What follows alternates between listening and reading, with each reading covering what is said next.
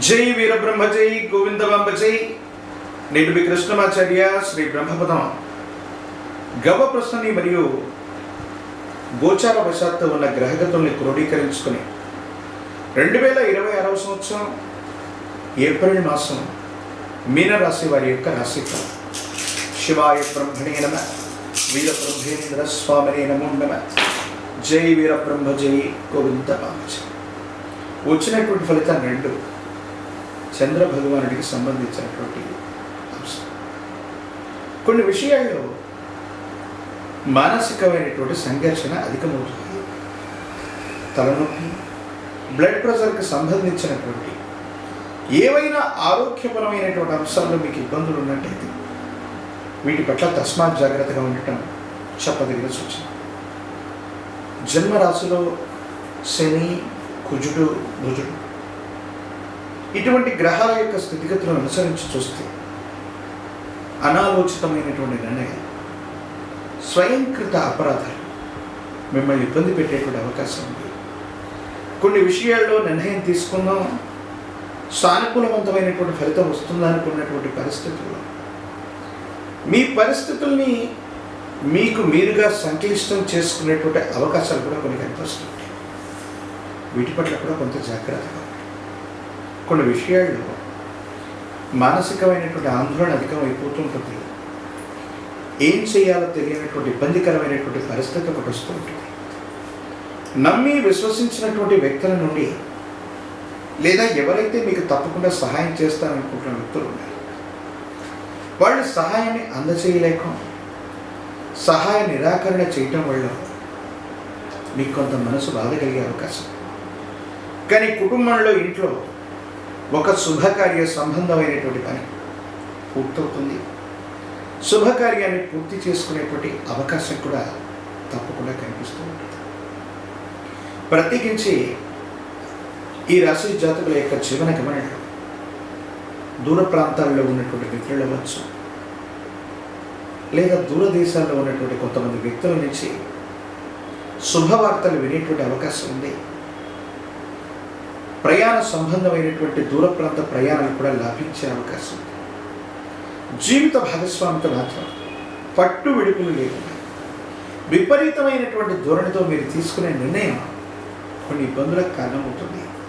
అంటే భార్యాభర్తల మధ్య ఏవైనా పొరపుచ్చాలు వచ్చినటువంటి సందర్భంలో, అభిప్రాయ భేదాలు వస్తూ ఉన్నటువంటి సందర్భంలో ఒకరికొకరు ఆలోచించి నిర్ణయం తీసుకోవాలి. ప్రత్యేకించి మీనరాశి జాతకుల యొక్క జీవన గమనంలో ఒక ముఖ్యమైనటువంటి మార్పుకి ఇది నాంది ప్రస్తావన అవుతుంది. పిల్లల యొక్క జీవితం, వాళ్ళకు సంబంధించినటువంటి చదువు, ఉన్నతమైనటువంటి విద్యా, ఉద్యోగం, భవిష్యత్తు, వీటికి సంబంధించినటువంటి విషయాలు ఏవైతే ఉన్నాయో వాటి పట్ల మీరు కొంత జాగ్రత్తగా ఉండాలి. వాళ్ళ భవిష్యత్తు కోసం మీరు తీసుకునేటువంటి నిర్ణయాలు సానుకూలవంతమైనటువంటి ఫలితాలకి తప్పకుండా కారణమయ్యేటువంటి అవకాశం. ఏది ఏమైనప్పటికీ కూడా ఈ రాశి జాతకులు జీవన గమనంలో ఎక్కువగా ఆలోచించడం, మానసిక ఆందోళన, ఉద్వేగభరితమైనటువంటి పరిస్థితులు, తలనొప్పికి, మానసికమైన సమస్యలకి, బ్లడ్ ప్రెషర్ లాంటి దీర్ఘకాలికమైనటువంటి అనారోగ్యానికి కారణమయ్యేటువంటి అవకాశం. కాబట్టి వీటి పట్ల జాగ్రత్త. ఆర్థికంగా ధనం అయితే వస్తుంది, కానీ అన్యాయకరంగా ఖర్చు అయ్యే అవకాశం ఉంది. ప్రత్యేకించి మీరు చేస్తున్న విధి నిర్వహణలో ఏ విధమైనటువంటి పొరపాట్లు లేకపోయినా కొంతమంది వ్యక్తులు ఉద్దేశపూర్వకంగా మీ యొక్క పనితీరును తప్పుపెట్టే అవకాశం, లేదా మీరు చేస్తున్నటువంటి విధి నిర్వహణలో కూడా లోపాలను చూపెట్టే ప్రయత్నాన్ని తప్పకుండా చేస్తుంటారు. వీటి పట్ల కూడా మీరు కొంత జాగ్రత్తగా ఉండవలసినటువంటి పరిస్థితి. ఎంతో కాలంగా ఎదురు చూస్తున్నటువంటి ఒక సమస్యకి పరిష్కారం లభిస్తుంది. భగవంతుడు కాలం ఉన్నారు, కాలం భగవంతుడు మనకి సరైనటువంటి నిర్ణయాన్ని ఇచ్చారనేటువంటి విధంగా కొన్ని పరిస్థితులు యుగదాయకమైనటువంటి అనుకూలవంతమైనటువంటి పరిస్థితులకి కారణం కాపుతూ ఉంటాయి. ప్రత్యేకించి ఈ రాశి జాతకుల యొక్క జీవన గమనంలో కొన్ని ముఖ్యమైన నిర్ణయాలు తీసుకోవడానికి జీవితంలో కొన్ని అనుకూలవంతమైనటువంటి మార్పులకి ఈ మాసం తప్పకుండా కారణం అయ్యేటువంటి అవకాశం ఉంది. భావోద్వేగాన్ని నియంత్రించుకోవటం అనుకూలవంతమైనటువంటి పరిస్థితులకు కారణమవుతుంది.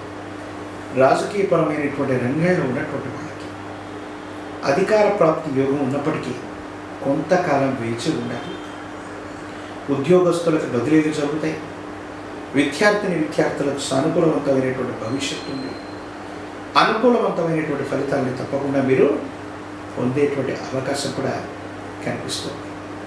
ఒక పంచముఖి రుద్రాక్షని, మహాకాలభైరవ వృక్షని మెళ్ళో ధరింపు చేసుకోవటం వల్ల తీక్షణమైనటువంటి ఏలినాటి శనిలో కూడా అద్భుతమైనటువంటి ఫలితాలను మీరు పొందుతారు.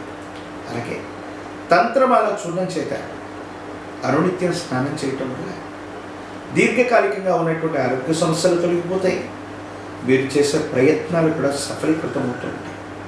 ప్రత్యేకించి గురువారం పూట నియమనిష్టలతో కూడినటువంటి జీవన విధానాన్ని కలిగి ఉండడం, దేవగురు అయినటువంటి బృహస్పతి యొక్క అనుగ్రహం కోసం గురువారం నియమనిష్టలతో కూడిన జీవన విధానంతో ఉంటూ మీ సమీప ప్రాంగణంలోని గురుదేవతా స్వరూపమైనటువంటి ఆలయ ప్రాంగణానికి మీరు వెళ్ళి ఇప్ప నూనె లేదా ఆవు నెయ్యితో దీపారాధన చేయటం సానుకూలవంతమైనటువంటి పరిస్థితికి తప్పకుండా కారణమవుతుంది.